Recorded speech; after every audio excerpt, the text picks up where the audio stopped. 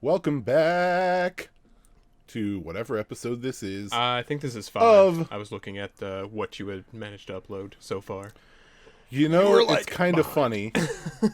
It's funny that you say that it's episode 5 because I was up last night mastering out like the Endgame audio and all the other ones and everything.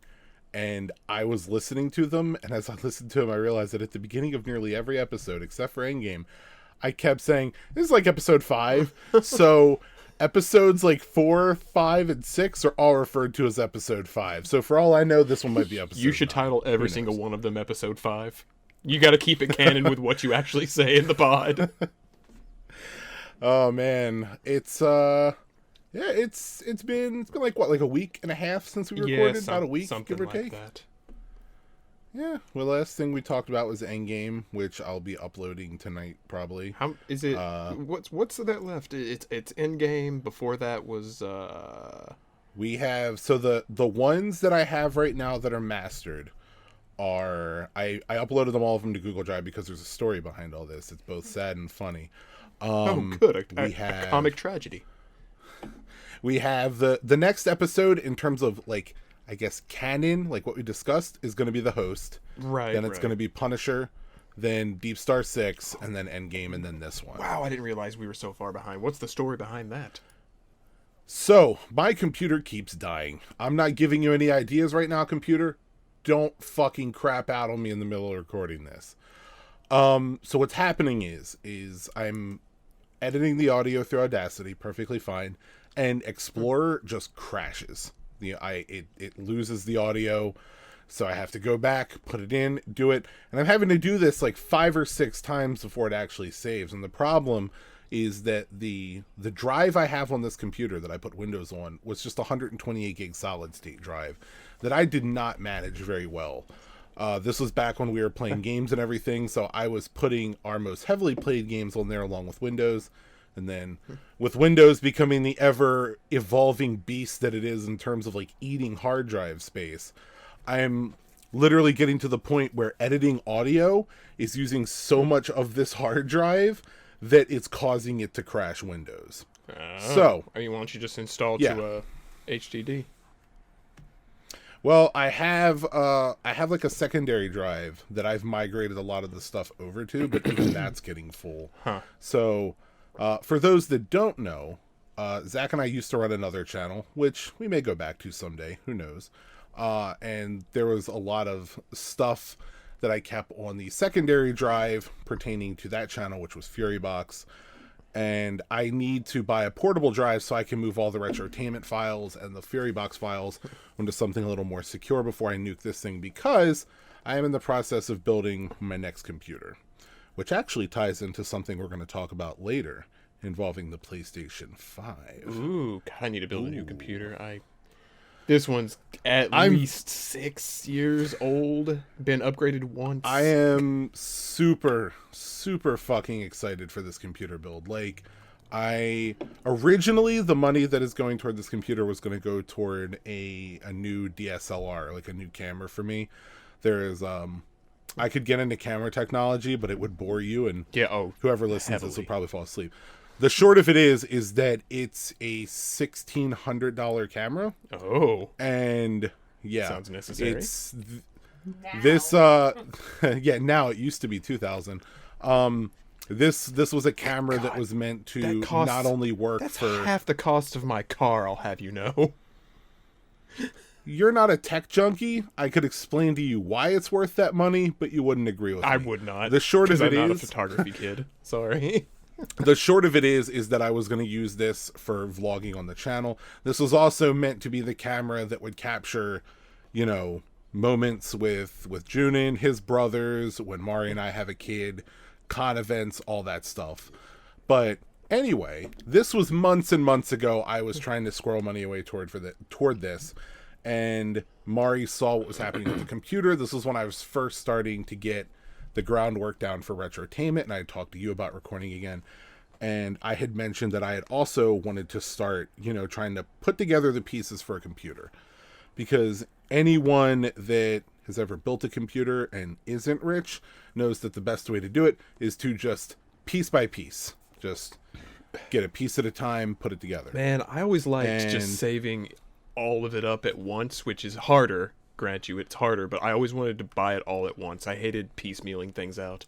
I hate just piecemealing things. I in agree, general. but I have come to the realization through doing this twice that piecemealing it almost works better because you get much better deals. At different times of the year your for way is certain better. parts. I'm just saying, like, it's. Yeah, I just like there's doing definitely the an other way. immense satisfaction for saving Yeah. that money and then just putting it all in the cart and hitting buy now and Yeah. just that like, oh yeah. Oh God, I'm such a big spender. Oh my god, I don't know how Fucking- we're going to afford dinner next month, but I just dropped $2,000 on a computer. Fanning I'm the so money, fanning the hard. money at fucking Newegg. Oh my Dance, god, dude, that baby. just wrecked. I'm looking at the audio spike when I just said that, and it's like normal audio, loud, loud, loud, ocean of blue across Audacity. But anyway, the short of this is I've been piecemealing together a new computer for the better part of like 2 months at this point. I don't have many parts yet. I have the case. I did buy the RAM, which I kind of splurged on. That's usually it's the cheapest something- bits, though. Well, RAM is usually It's something cheap. well, the upside is that RAM is ridiculously cheap right now. So are hard drives, which is another interesting conversation I may or may not get into at some point. The Chinese government is to actually thank for having cheaper computer parts. Thank right you, now. China. Thank you, China. Making the world better. Very cool, Kanye China. Thank you. But so I have the RAM, I have the case, which is fucking gorgeous. I'm so excited for this build, and a hub part for the back. But this can actually tie into something I wanted to talk about on the channel, which was the PlayStation thing. But Okay. the lead-in is this. So with my last computer, I went with Intel. And with this one, I was going to go with Intel again until a friend of mine who works in IT recommended a couple months ago for me to wait until Computex, which is the big computer convention in Taiwan at the end of May, where they announce like new computer types and cases. It's where companies put on their like big demonstration shows. More importantly, it's where AMD announces their new processors. Now, let me give you a little bit of computer history real quick. Please. I am enthralled. So, I know you are. So, Intel has effectively dominated the processor market for ages, like for a long time. AMD kind of lagged behind. They were cheaper, but they weren't really comparative in price, like for power to the price point. And about 2 years ago, they released a series called Ryzen, which it's spelled Ryzen. Some people say Ryzen. I don't care. The point of it is that these processors were ridiculously cheap when they launched and almost went pound for pound with Intel's processors at the time. And then what AMD was, they had a very quick turnover to the second gen Ryzen, which started making gains on Intel's power market. So for the first time in decades, we started to see AMD compete on an even playing ground with Intel for much cheaper processors. So in the computer building space on YouTube, which is something I've been following for years, we're starting to see a lot more builds with AMD in them for the processors. Now the third gen coming out at the end of May, this is the one that's set to like be the game changer, because I will try and explain this super quickly so people don't fall asleep. When you make a computer processor, you make it on a die, like, you know how you print money on a die like that. Sure.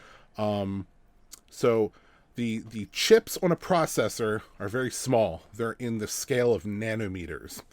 And up until recently, the more popular die size was 14 nanometers, which is very small, but you got a lot of work out of it. Then AMD rapidly shifted ahead of Intel for the first time and went to 10 nanometers, which gave them those gains on the second generation Ryzen. Intel was not able to catch up. Gasp. They're still working on the 14 nanometer processing node. And the reason that the end of May is going to be super important is because AMD is jumping to the 7 nanometer processing node, which is going to give them basically 30% more power on the die with like less power draw. So you're getting 30% more power for effectively 10 to 15% less draw on the power block. So the processor is running cooler, it's using less power, and it's much more powerful. This is what Sony is looking to use in the PlayStation 5, is a third generation Ryzen. It's called an APU, where, Zach, you may know this, how some processors have graphical capabilities built into them, and then some of them don't. Yeah. That's why you need a graphics card. Yeah. So what they're developing for Sony is an APU that's powerful enough to theoretically, and I'm calling bullshit on this, pump out 8K. Yeah, isn't 8K not even commercially available to, like... 8K isn't commercially useful. Is... There's a lot we can get into. Yeah. There's actually... One of my favorite YouTubers put out a video today about resolution that talks about... Like, can't the human Captain eye only Dissolution. even, like, comprehend's probably not the right word, but can't the human eye only see so many frames at once for it to just... Well, to the point where it's not going to matter? There's a difference between frames per second and pixelation on screen. So, like, frames per second is what we talk about when you're, like, we talk about that soap opera effect where things look real and we hate it on 4K. That's what frames per second affects. Pixels, you know, are like 1920 by 1080, stuff like that. And yes, you're right. The human eye can only handle so much of that before you're just dealing with diminishing returns. And I've read a ton of conflicting articles on this, where some people say that 4K is essentially the limit that we're going to get to before we just stop noticing things. Some people say that 8K is, you know, going to be the limit for what the human eye can handle. For me right now, I'm still very new to 4K. I've never even seen an 8K display before, so I have nothing to compare it to, but we will start seeing them in stores soon. LG is releasing one, and so is Samsung. So, I mean, probably go to the store in the next year or two, we'll start seeing 8K displays. But I think Sony's just using that 8K as a buzzword for the system. Oh, yeah, What blast I'm processing, for, right? blast processing on the emotion engine. Yep. What I'm hoping for with the PlayStation 5 is that we get native 4K resolution and not 4K upscaling. Like, native 4K resolution on the PS5 has to be a necessity. There's no reason on earth that thing should not be able to handle that. Microsoft's going to have it. Hell, you can practice. I think you can do that on the One X right now. So, yeah. Anyway, that's my whole rant about it. The short of this is, to get back to the point, I was going to say this originally. Zach mentioned in the last episode we recorded, which you'll hear tonight when I upload it, that I should stop doing the videos on the After Effects bit of the podcast and just upload, you know, a picture with the audio. And originally I didn't want to, because I like the continuity of having that little cassette tape. It looks nice. But because my computer literally can't handle running After Effects at the moment, I'm just going to do what he said. I'm going to find like a nice high resolution picture. God, you sound... Put the audio to it. The sound of me being right. So sweet. Go on. And I'm going to upload all that until I get the new computer built, and then I will go back to dealing with After Effects because I'll have a computer that can run it. Plus, it'll give you a chance to practice up on After Effects a little bit more. Hone your craft a little. I am super fucking excited. I've seen, like, benchmarks of the processor. There's a channel I follow called Paul's Hardware, and he recently built it was a $10,000 computer. This thing is fucking insane looking. Using a AMD processor, they call it Threadripper, which is their like sort of high-end professional processors. This processor is huge, by the way, Zach. If you hold your palm out, this thing is like half the size of your palm. Just the processor.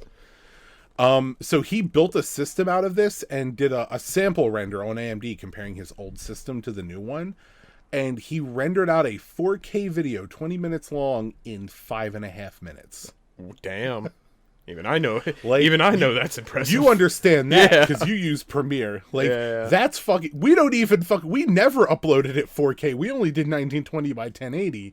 Like, can you imagine how fast that shit's gonna render? Pretty nuts. So, I'm very excited for this. Speaking of fast, Josh, The Sonic movie trailer Talk about came Sonic out. the Hedgehog. Oh god. Yeah. Oh, God. What a segue. Sonic movie. Gotta fix fast. What a segue. Speaking of segues, which aren't fast, the Sonic the Hedgehog trailer came out. Well, apparently them fixing it's gonna be fast. If they're gonna do it in 3 months. Dude, I don't know why they're caving. People would have went to see it anyway. Oh, they're gonna see it anyway.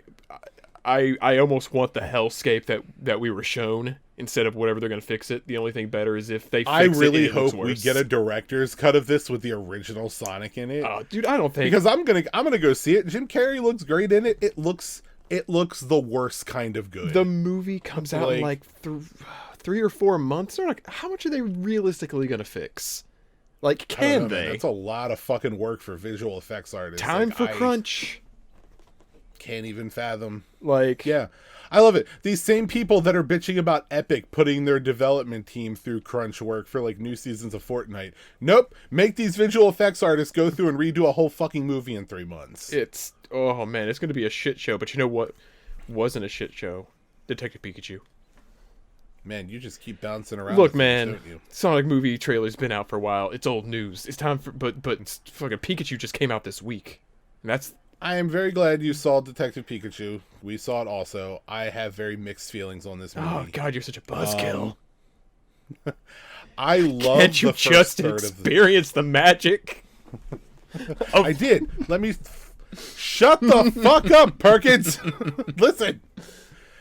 I love the first third of the movie. It felt very detective-y.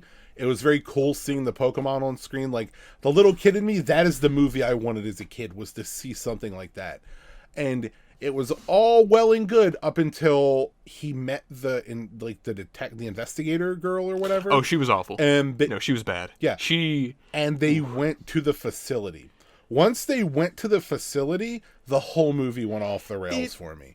And it's a plot. It's a kids movie plot. Like, I wasn't expecting. it is not. That is not a kids movie plot. You do not make a kids movie about someone's dad being murdered, even if it's a Pokemon Did movie. you ever watch Disney growing This- up? I did. This movie Bambi's was mom not got made capped. for kids. Dude, that was the 50s. It was a different time. Motherfuckers played with lawn darts. Every Disney Racism as a term didn't exist because everyone was. Oh man, no, I don't know. Look, I wasn't. This was not a kids movie. This movie was designed solely to bring in us and our kids and maybe little kids that watch Pokemon. Pikachu's This so movie cute. was designed for adults. He was cute. Pikachu's so Let me finish what the fuck I'm saying. So, they go to investigate the... I don't want to spoil too much of this because it's such a new movie, but I mean, we spoiled Endgame. Well, So yeah, but you know, with the pretense of fuck it. we're If gonna- anybody's who the hell cares? So they go to this facility to investigate Mewtwo. I'm fine with that. Okay.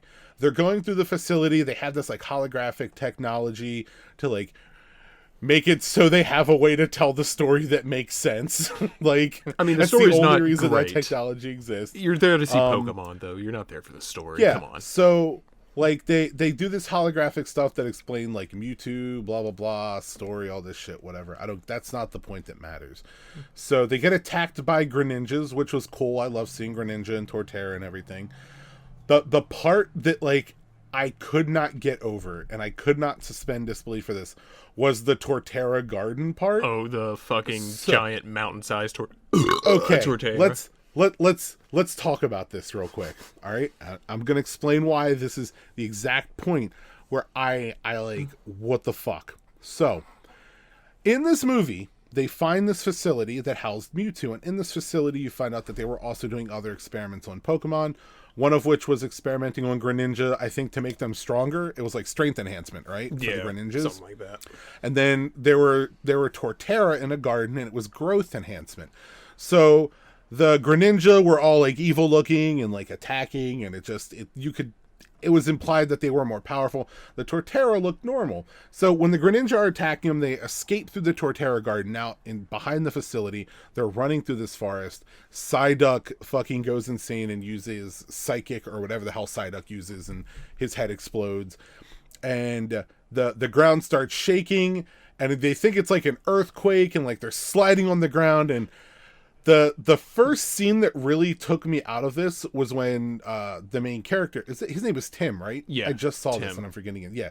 Tim is with Pikachu and like they have to jump or they're gonna fall like into the ocean. So you think it's this earthquake that's splitting everything. He jumps, dude. That jump must have been like 100-foot drop, and he landed on his ribs, and then just climbed back up. Like, come on, they could have made it like a little more believable with the jumper. Like maybe it's like 20 or 30 feet, and he jumps across and like tucks into a roll or like lands on his side. That was a serious fucking drop. He would have died. Other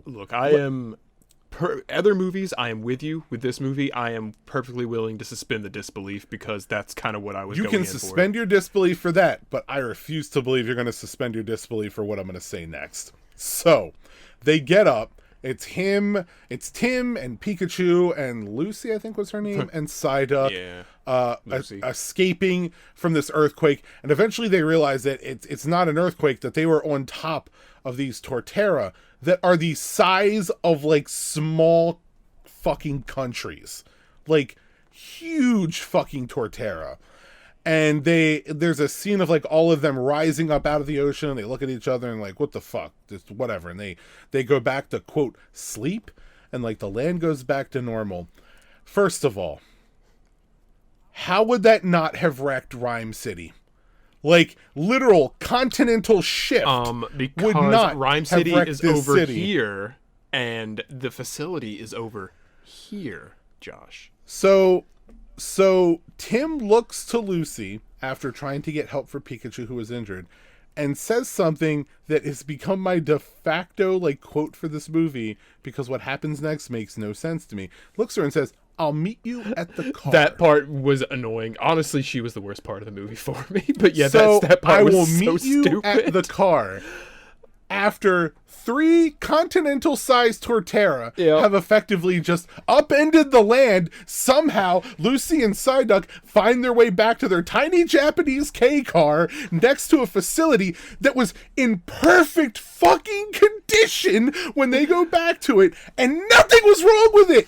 Nothing! They could have at least, like, collapsed part of it in, make it seem like this tectonic shift with Pokemon the size of countries. Yeah, but... No. Pikachu's cute, though. I will smack the shit out of you when I see you at Pikachu's got a hat, though. Christ, Ryan Reynolds, though. It's just gonna be... Ryan Reynolds, though, Josh. So, that pulled me out of the movie so hard. And then admittedly, the final third of the film, I started to get back into it. I have one final, it's not as much a complaint as it is something I noticed and I thought was kind of funny. But the final third of the movie definitely gets very, what I will call anime weeaboo Pokemon heavy, with the final plot of the story, which involves souls. Yeah. That got a little ridiculous, but I did love Ditto. Like, Ditto was fucking great. The movie, as a Pokemon fan, was very enjoyable to see the Pokemon on screen. A live action the story Pokemon, that's fucking what I would have easily killed a family member to have real fucking Pokemon. Like, I agree completely, dude. I had that dream as a kid. All like I that wanted was a Squirtle until I discovered Mareep, and then it's Mareep, and it always will be. But as a Pokemon movie, I really did enjoy it. Ryan Reynolds was great. The kid who played Justice Smith, the kid that played Tim, I loved him. Yeah, he was I great. Thought he was excellent. Those two carried that movie. Honestly, the rest of the characters were very... Ken Watanabe is always good in whatever he's in. Who was like he? Was he the detective? The one with the stubble. Yeah. Yeah, he was good. Ken fucking Watanabe. He's never bad. He's always good in what he's in. The fucking... But the Lucy, the detective girl, so apparently she's some kind of like Disney Channel actress. So I think she was just going with what how she's used to doing acting, and that's Disney Channel style, and that's how it came off, because she was bad. I don't work. know what else to say about her. She was there. I did not enjoy her. She was a quote love interest that she wasn't. She didn't go anywhere. She wasn't in the last part of the movie. It doesn't matter. So my final complaint about this movie, which I thought was kind of funny in retrospect is that when you first start watching the movie, you're kind of in awe of like all the Pokemon that are thrown at you, because it's not just the first 151. You're getting Yeah. a lot of different generations in this. So, and I think they did that so it would appeal to like younger kids that watch it now. Maybe like they'll see something they recognize. Like, I didn't get my Marie, but it was very cool to see in his room the Rayquaza on the wall that he had, because that's my favorite legendary.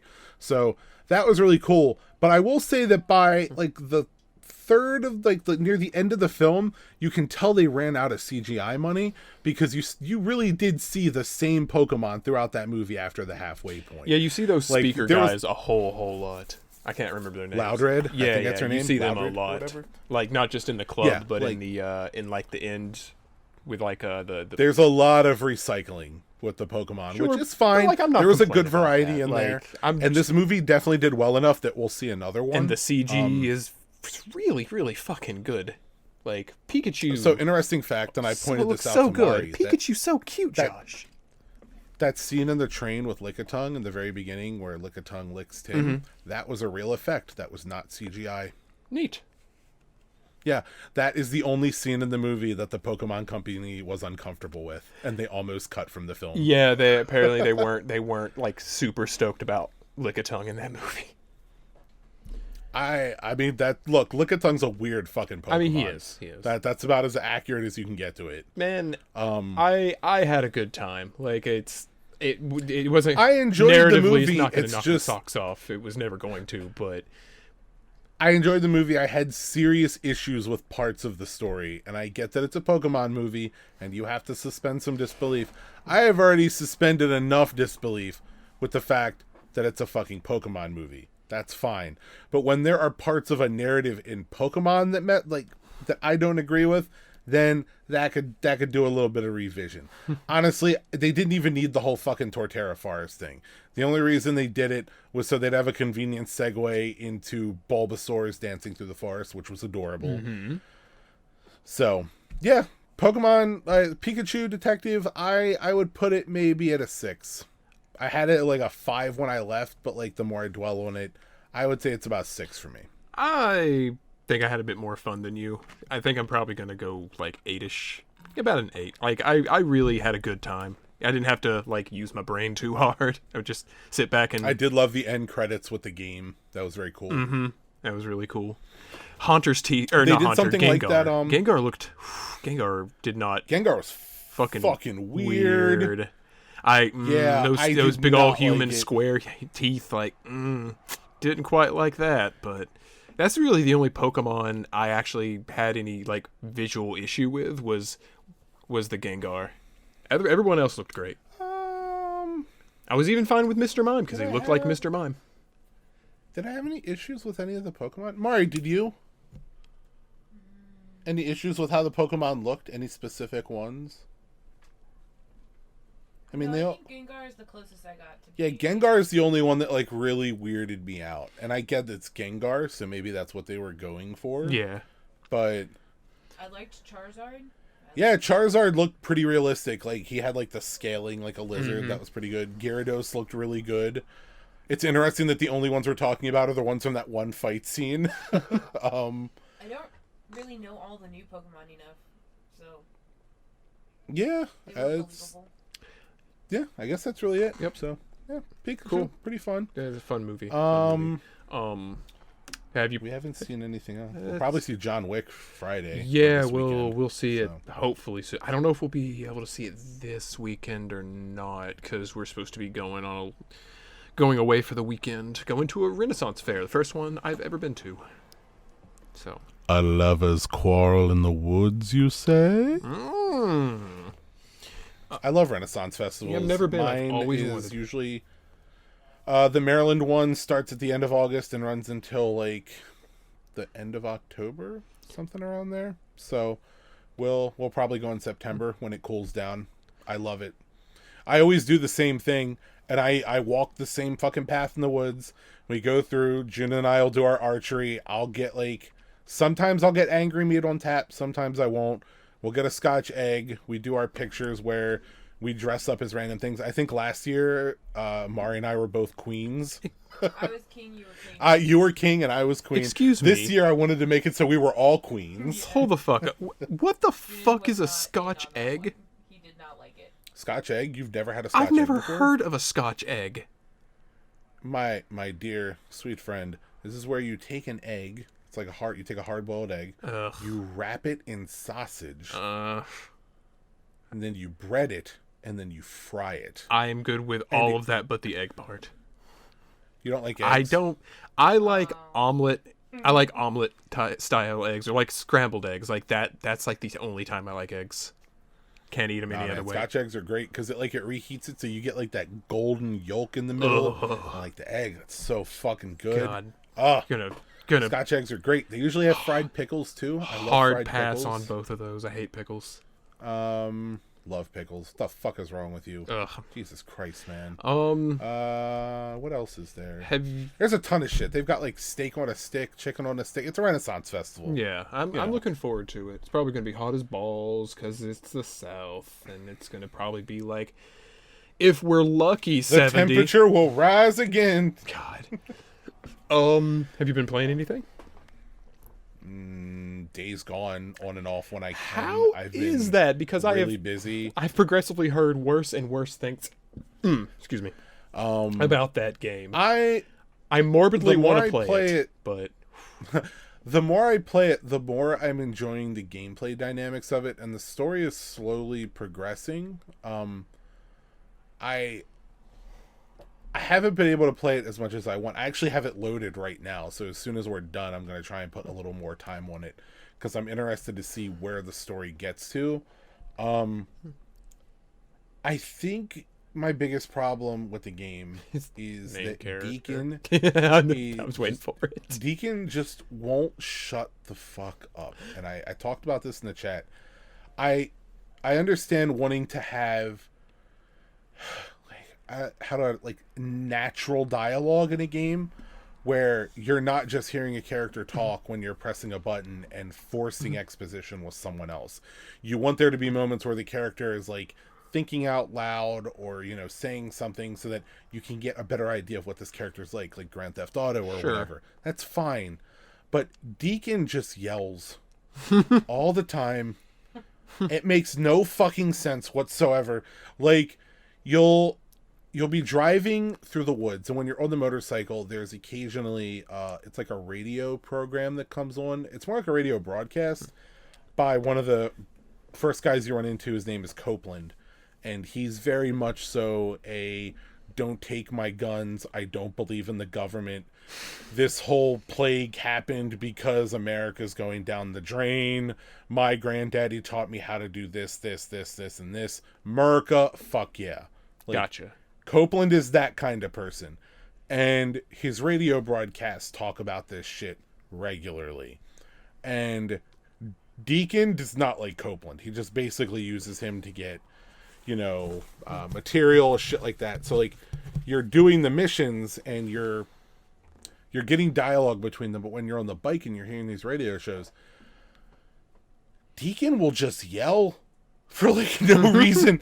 Like, his response to Deacon's radio shows in a normal sense, if we wanted to try and get an understanding of the character, would be the radio show playing and then Deacon going like, yeah, Copeland, you're full of shit, that doesn't make any sense. No, he'll just shout all of the dialogue that he has to say, like, God damn it, Copeland, what the hell's wrong with you? The world's ending. Meanwhile, it's the dead of night, and you're trying to sneak through an area because these zombie creature things are out, and you're shouting because you hate this Republican gun nut. Like... Can you hard confirm something for me? What? Is it true that a big part of the character growth for Deacon is that he realizes slavery might just be bad after all? I don't know anything about that so far. From what Like, I heard, he worked for some slavers or something in the first couple camps you're in, and then you get to a good camp, and he's like, huh, slavery might be bad. Like, I don't know how far you've gotten, so... Well, I've probably put like maybe 13 or 14 hours on the game. I'm past the first few camps. And like Copeland's camp is the first one you come across, and it's not really like a work camp. It's just like there are guards, there are people that work there, and you do what Copeland says. Like that's more of like a militia camp. But the second camp, that would kind of make sense because that's Tucker's camp, and it's basically a work camp. Like one of the other problems I have with this game is that all of the story it wants to push on you is so heavy-handed that it loses any meaning. So like with Copeland's camp, you're supposed to get the idea that Copeland is this gun nut, and like he's living in the woods and like gonna make America great and all this other stuff. And that's really reinforced through the radio shows and Deacon screaming at his radio. With Tucker's camp, it's put down that like Tucker is this old white lady. She used to be like a prison guard manager. And when everything went to hell, she started her camp. And her rule is you work or you get out of my camp. And it doesn't matter how old you are, everyone works in this camp. And she's pretty hard-nosed about it. And one of the first things that happens with that camp is you come across a girl in a house out in the middle of nowhere. Her parents have just been taken, and she's lost it. It's one of the missions I really liked because you could tell she's going through like PTSD. So like you're taking her back to Tucker's camp so she can be safe. And when she gets there, Tucker recognizes the girl. Apparently they were neighbors, like they lived down the street from each other. And you think that the girl's going to be okay, and then it kind of twists things. And when you go back to meet with the girl, you find out that Tucker's been working her super fucking hard. And the girl escapes, and you go out and like you rescue her, and instead of taking her back to the camp, you decide to take her to another place, which leads you into another camp, which is an interesting way to transition it. I haven't come across anything where like maybe slavery's bad, because I don't know if I would call the work camp slavery. Like, you can leave, it's just you're not going to have any protection. Mm-hmm. Like, you're not being forced into anything. Once again, there could be another camp I come across where like this happens, but yeah, I haven't heard anything about that at all yet. Just Deacon fucking yelling at everything. I've been playing. Well, first of all, I'm only like 3 or 4 missions in, but I played some of Ace Combat 7, which is the first time I've ever played it. Played in Ace Combat, and like it was a come to Jesus moment. I'm like, oh, I understand now. This is why Josh has been talking about it for the past decade. Ace Combat is sacred ground to me. It's up there with Phoenix Wright. I'm enjoying 7 quite a bit. My $1 GameFly subscription is almost up, and I'm not going to pay those people $20 more to take a week to send me a new game, so I'm probably going to cancel that and just like buy the game in the near future. I don't know if you still get the digital copy of Unsung War. I don't think you do, because I was actually looking into that. Yeah. I really wish you could play Unsung War, because it is my favorite.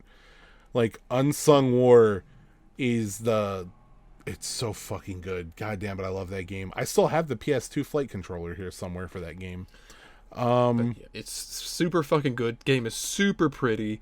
Like, the soundtrack really gets you fucking like Danger Zone pumped sometimes. Like, Ace Combat has some of the greatest music I've ever heard in a video game, period. Like, the missions may get a little repetitive. It may be a little bit campy.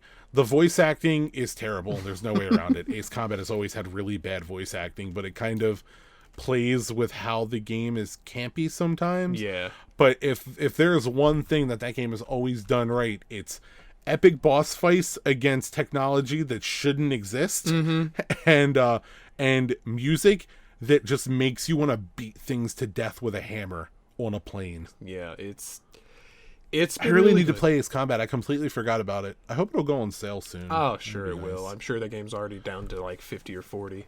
Other than that, You definitely should find a way to play Unsung War. I know that might require hooking up like a PlayStation too. Probably. But, yeah. I've been playing, and I think I'm almost done with it. I don't think the game's very long. Have you seen Katana Zero yet? Nope, I have no idea what Katana that is. Zero is so fucking... Were you okay? You know what Hotline Miami is, right? What? You know what? broke up. I'm sorry. You know what Hotline Miami is, right? Yeah, I love Hotline Miami. Okay, so think of this. It is the inspiration for my computer build. Think of Katana Zero in that same vein. It's side scrolling and not top down. It's still got it still has like the one hit and death mechanic. So what it is, it's very like, neo noir, lots of synth wave music, which is great. You play this fucking samurai in this shitty like modern city, and I guess you're like a hired assassin or whatever. The story gets kind of fucking weird. What's it on? Like probably everything. I got it on Switch personally, which is what I would suggest getting it on. It's like $15, but there is a time slowdown mechanic, which is actually more optional than you would think, because like people can shoot you, but you can like swipe your sword and deflect the bullets back at them, and you don't have to use the slowdown mechanic to do that. But it's there if you really need it. There's a dodge roll. Everything is fucking feels really tight and smooth. Like it's a really fucking good game. I'm near the end of it. I think I might end up finishing it tonight. I don't know, but it's totally worth your money. Please look into it. Nice. The only other thing I've been playing is I downloaded the Plus games for the month, and what is it called? Overcooked or whatever? Yeah, Overcooked was one, and yeah, Mari and I have been playing that. How is like that? The first game we've gotten on that. It's really cute co-op. It's fun. Okay. I mean, you and Misty will probably dig it. Yeah. I like it. It's like a puzzle co-op game in a weird way. You have a certain amount of time, and you have to make a certain dish, and that involves like getting the ingredients and cooking them or cutting them and then serving it and then washing the dishes. And it's like the levels have different layouts based on like how many people are playing. And it can get really hectic, but it's pretty fun. I really enjoyed it. Yeah, fun stuff. Let's see. Yeah, I haven't really been playing anything other than that. Yeah, I haven't had a whole hell lot of the time, but those are probably the two things I have been playing. I played a little bit of Call of Cthulhu because it was another GameFly game. I played it a little while. It was all right. Kind of a walking sim investigation kind of thing. Those are pretty fun. Yeah. I mean, it was fine. I ended up sending it back because I was just like, I've got all I was going to get out of this game. I've never got into the H.P. Lovecraft stuff, so a lot of it's probably lost on me. All right. Yeah, that's pretty much it. Other for than that, news. I guess we can get into. Is there something else you want to say? Actually, Josh, I was about to throw you a bone. Okay. So, online the last couple of weeks, I've seen lots of clenched fists and gnashing teeth, about Game of Thrones. I don't even know how much I want to talk about Game of Thrones, but I'm glad you mentioned the clash. Because I had a question stuff. for you. There's a segue there. Sure, go on. What's your question? Josh, has Game of Thrones, is it in fact a 75-hour movie that shits the bed at the 70-hour mark? Does Game of Thrones just suck now? Like, you watch it. I know you want to rant about it. Oh, I know you. I know you have some things to say. I do, but I kind of get it all out at work now. Like, I would love to rant about it here, but you don't watch it, so it's a lost argument. Oh, well, I mean, I wouldn't be arguing with you. I will say this. I've watched the series since it started, and the first, I would say 4, maybe 5 seasons are some of the best television you can watch. Sounds a lot like Lost. Absolutely love it, except Lost is only good for 3 seasons. Touche. And that's arguable. It had 2 great seasons. Yes. A 3rd season that was following an amazing first 2 seasons, and then everything goes to hell, but I'm not here to talk about Lost. So, 6th season, things start getting a little sketchy. Things kind of get sketchy in the 5th season, but really in the 6th season, and then the last 2 seasons, things have gotten very, very, very weird. This last season in particular, which is, it's only 6 episodes long, has just been bad. There's no way around it. As an outsider looking in and like hearing people on like podcasts and seeing people on Twitter and like just the people I know personally that watch it, it has been interesting to just the opinion of Game of Thrones is just like imploding in upon itself with this last season. I cannot stress to you how phenomenal the first 3 seasons of that show are.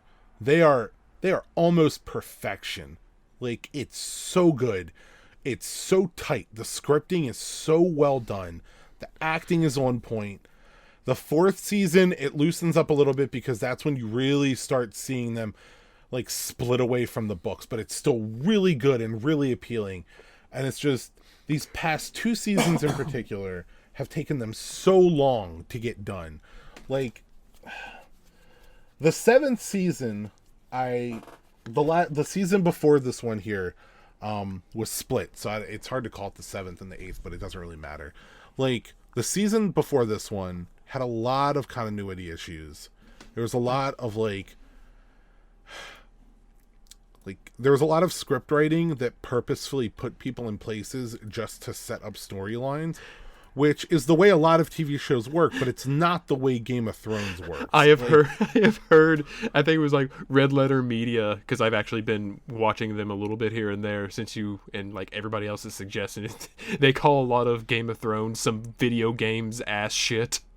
Like with like they basically fast travel to get where they need to be. Yeah, that was a big comment with the last episode of the last season, where it took them ages to get all the way to the north to like get these White Walkers to try and bring them back and explain what the hell's going on. Like, in the story, it takes them forever to get up there. And then they're surrounded by White Walkers and like, okay, who's our fastest rider? And they get this guy named Gendry, and he's like, okay, ride back and tell them what's going on. When you're like, bro, it's taken us the equivalent of like 3 weeks in travel time to get here, and he does it in TV time like a half hour. I think there was like a something that was it was like a video or compilation. It's like ride back and tell them, and it's just like menu opens up, shows the map. Would you like to fast travel here? Oh my god, there was a just to ruin part of one of the last episodes, there was a meme from one of the last ones that was great, and I do want to talk about these episodes real quick. If you want to, hey, like I said, I'm throwing you a bone here. I'm giving you the opportunity. So there was a scene in the, not the last episode, but the one before, where there's a character named Missandei, who was one of Daenerys's, who is one of the main characters, one of the first people that joined her side. She was like her companion. In the book, they were lovers, not in the TV show. But Missandei gets captured by Cersei, who the evil queen they're fighting against or whatever. And they're up on top of the parapet for like the castle gate to King's Landing, which Daenerys is like, I'm gonna take this over. So Daenerys and her entourage go to King's Landing. She sends out Tyrion, who you would know as the small one, to go and try and negotiate with Cersei to get her to like surrender the throne. It's like, look, we got a dragon, we got like 3 different armies, we're going to take this place over, we're giving you a chance to surrender. So Cersei pulls out Missandei, and she's like, do you have any last words before we kill you? And Missandei looks to Daenerys and says Dracarys, which is Valyrian for dragonfire. And then she just cuts her fucking head off. This plays into a few other things that I'm not going to bother getting into, but there was a meme that came out from that episode that was fucking hilarious. I hated that episode. I've hated all of the episodes this season, except for the second one, which is kind of funny.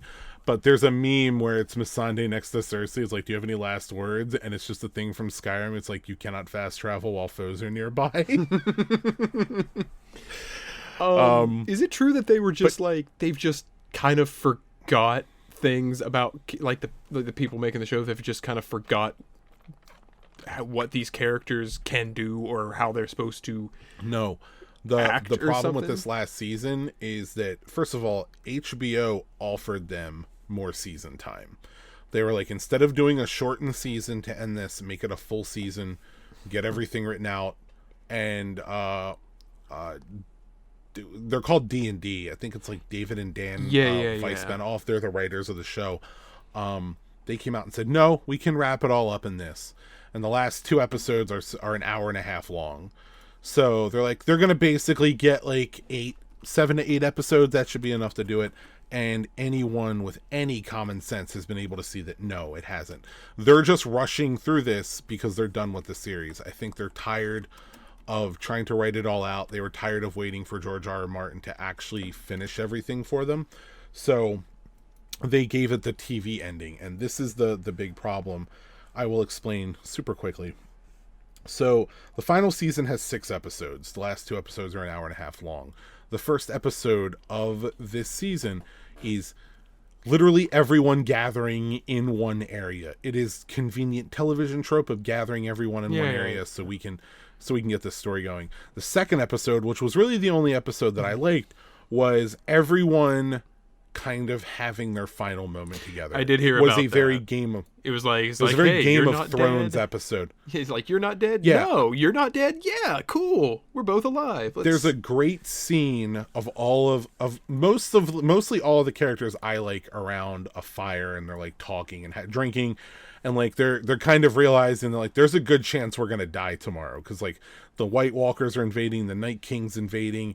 Their army cannot stand to this. Like this is the last defense for men, right?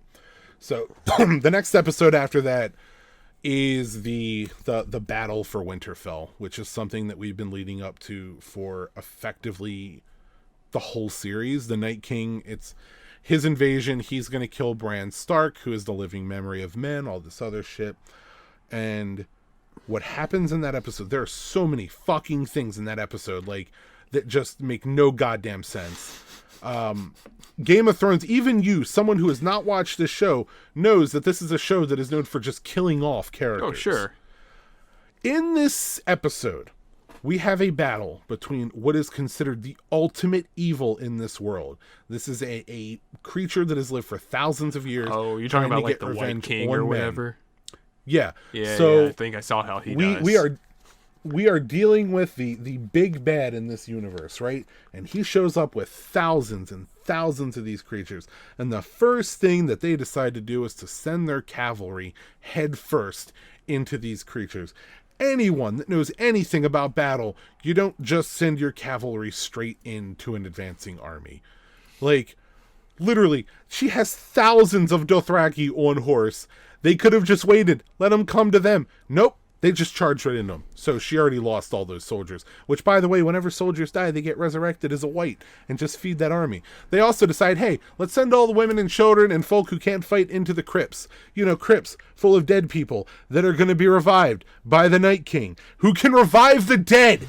Why would you fucking put people in there? Because it's just a convenient plot point. Let's fast forward, shall we? Let's get to the point where the White Walkers and the Whites and the Night King are invading Winterfell, and they're going through and they're fighting, and we're seeing one of the characters named Sam. He's on the ground, surrounded by whites and stabbing them. There's a character named Brienne who's up against a wall, like pinned, fighting him off. Character named Jaime Lannister, he's pinned and fighting him off.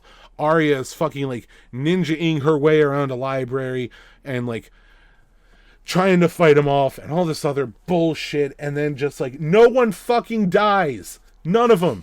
It's the only person that dies that episode is Beric Dondarrion, because he sacrificed himself to protect Arya, and Jorah to protect Daenerys, which doesn't make sense because Jorah teleported from what, the castle all the way up to the top of the hill where fucking Daenerys was to protect her there.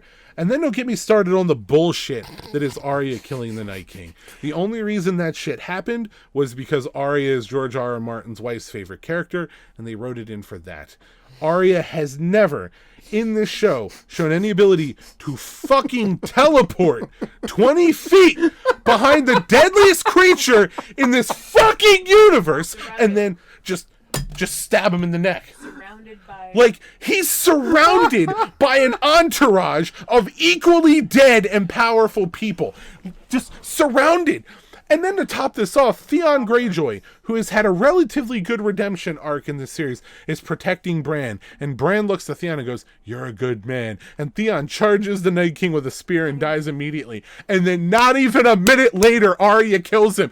Bran, who can see the future, couldn't have just went, "Hey, Theon, hold on 2 minutes and you'll live." No, just go die. Like, I hated that episode. And the problem with it is that anyone who talks shit about that episode, specifically Arya killing the Night King, is immediately labeled as misogynist. It's like, you don't want Arya to kill the Night King because she's female. Fuck that noise. Arya has been one of my favorite characters since this show fucking started. But it does not make sense to me that she can instant transmission behind this guy and kill him. It is stupid. And that's not even the dumbest shit that's happened in this season, Zach. Oh God, it has been so entertaining watching this shit just implode. Oh man. This is a prime example of what happens when writers are just done with a series. Like, what HBO should have done, I understand that, you know, that D&D have created this series. And you know what? They've done more good for this show than they have bad, in my opinion. Sure. But that doesn't erase the fact that, like, this last season is the biggest disappointment in television history for me. It's worse than Heroes Season 2. Like, I'm going to put that out there right now. They should have given this last season to writers who wanted to do it and make it a full season. End it that way. There's so much shit that's wrong with this. And next week is the last episode, so I'm sure the next time we record, I'll probably bitch about that too. Oh, I look forward to it. I called this ages ago, and so far my predictions, you can ask Mari, have been eerily accurate with everything that's gone down. Fucking Clegane Bowl. I did like that. I've waited years for Clegane Bowl, and I did get it. Even though it was a little shorter than I'd hoped, I did enjoy it. But I'm calling this right now. I'm going to call it here, so there's proof of it. Jon's going to have to kill Daenerys. He's going to stab her in the stomach. She's going to die. So, anyway, let's get off of fucking Game of Thrones and let's talk about that was entertaining. A little movie called Memento. Memento. Which is a movie that you picked. Yep. And a movie that I loved, and I was very happy to rewatch. Cool. So, Zach, why don't you give I know you hate doing summaries, but I don't give a fuck, man. I just ranted about Game of Thrones. Tell the people about Memento. Well, that's so freaking hard because the movie hops around. Time hops all over the place. No, you can give people a summary of it. It's about a dude that lost his memory and is trying to figure out where the guy that raped and killed his wife went. There you go. Yeah, you're the main character who I've forgotten the name of. Shit. Guy Pearce. That's his name. Sure, Guy Pearce. Played by Guy Pearce. So he has a brain injury or whatever that he can't make new memories. So he has a condition, Zach. Don't you he has a remember? condition. He tells everybody. You see, I've got this condition. He can't make new memories, so he has to constantly work his life around it. If there's anything important, he needs to write it down right away. Keep it on his person. He has no short-term memory. Yeah, no. It was long-term memory, right? Yeah, he can't. He has no short-term memory. Yeah, he can't make new memories. So he knows everything about himself and everything up until he's got all his memories up until whatever incident, the incident that gave him the injury in the first place. So so it's basically it's him going through the movie. I would call it a crime noir. Sure, and it's him kind of every scene. It's really weird. Like I said, it hops around a lot, so I found it kind of hard to follow at times. It's one of those movies where you don't get everything laid out like A, B, C, D, E. Right. Yeah. You might start the movie by getting E, and then you'll go to C, and then you'll get part A, and then you'll get B, and things will kind of link together. You'll get it out of order, but things will click by the end of the movie for the most part. It's such a weird. It was a really good movie, but like I said, I had a hard time kind of following it at times, but I really did enjoy it. Like he will, like some of the things he would do, he'll be like, he'll meet somebody in like a diner or whatever, and it'll be like, it'll be for him, it'll be the first time he's ever like talked to this person.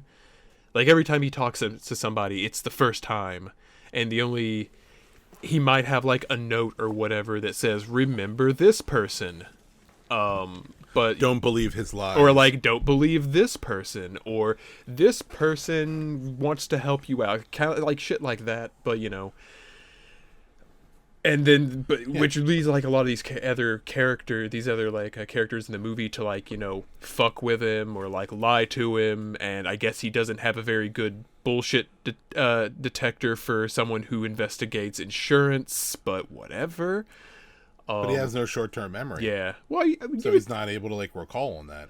well, yeah, but like I don't know. He was it that he investigated insurance fraud? Sammy Jenkins. Remember Sammy Jenkins? Yeah.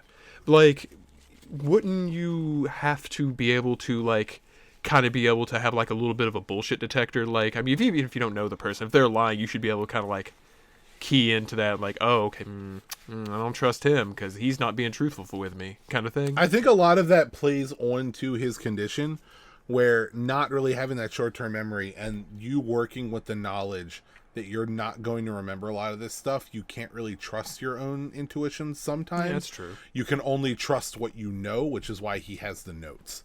So that I kind of understood. I really Because there's a definite difference between like him as the insurance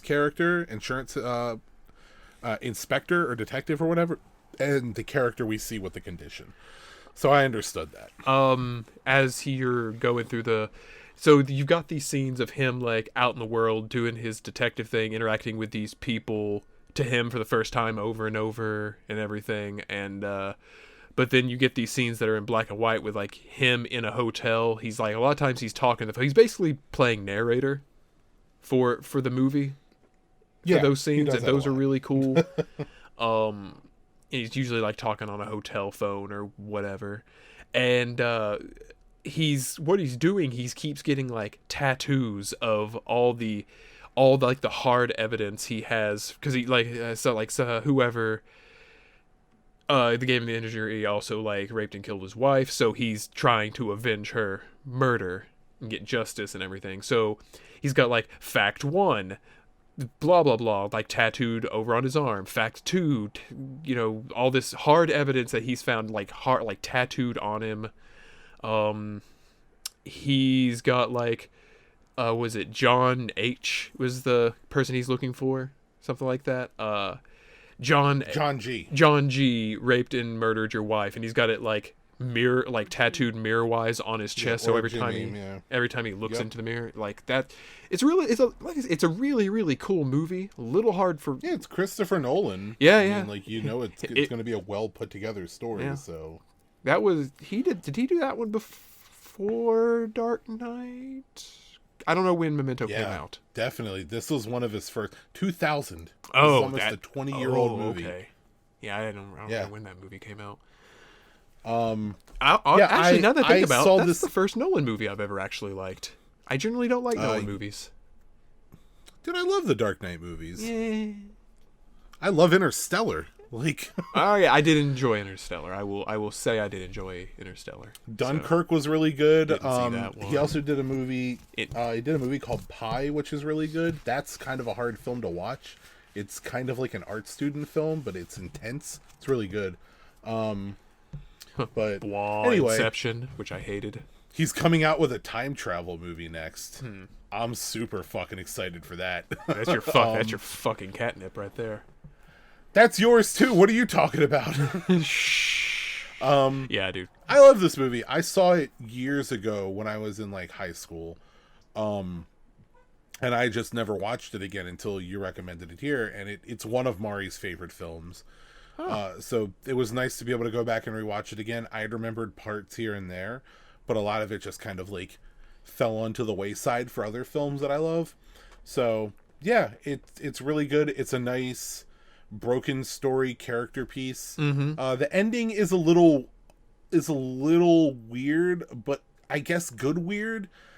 Because there aren't many places you like. It's a non-ending that kind of sewed up some of the other pieces of the movie. Like, oh, that's how he got that car, or whatever. Oh, like, there aren't many places you could really go with this movie in terms of like, an ending without leaving it open. It was just kind of a non-ending to me. I think the strongest part of this movie for me is the acting. Yeah. Everyone in it is phenomenal. Like, Guy Pearce is great, Carrie Ann Moss is great, Joe Pantoliano is great. I thought it was funny that 2 people from The Matrix were in this movie. Which I almost went with The Matrix for my recommendation because I hadn't seen it in forever. Hey, that's a solid flick. It used to be my favorite movie in high school. Not what we're watching. I went with a movie that is the polar opposite of a solid flick. Ooh, God damn it, Josh! We were supposed to be digging ourselves out of the dregs after Deep Star 6. I'm taking us full force down the black hole of bad movies with this one. Damn it. Yeah, Memento's a really good movie. Even for how old it is, it's still a pretty solid watch right now. Totally holds up. It's a great movie. This is definitely one of the better ones we've watched. It's one of my favorite movies. I'm kind of curious what the budget for that movie was. It couldn't have been that big. I don't know. Let me see if I can dig it up real quick. Because there aren't a whole lot. There was one scene I really liked where it suddenly just cuts to him running through a trailer park, and he's like, "Wait, what am I doing? Oh, I'm chasing that guy." And then he runs after the guy, and the guy shoots at him. He's like, "Oh, he's chasing me." And he just fucking books it out of there. And later, in a later scene, hooks up to that one, leads into the scene you just saw 10 minutes prior. So it was it's a really cool movie. I would be interested to see a fan cut of this movie where it puts everything in chronological order. I think it wouldn't be as good. It would take a whole lot of the charm out of the movie, but it would still be kind of interesting. Do you want to try and guess what the movie's budget was before I tell you? Oh man, fuck. I have no idea. I have no basis for this, so I'm gonna say 10 million.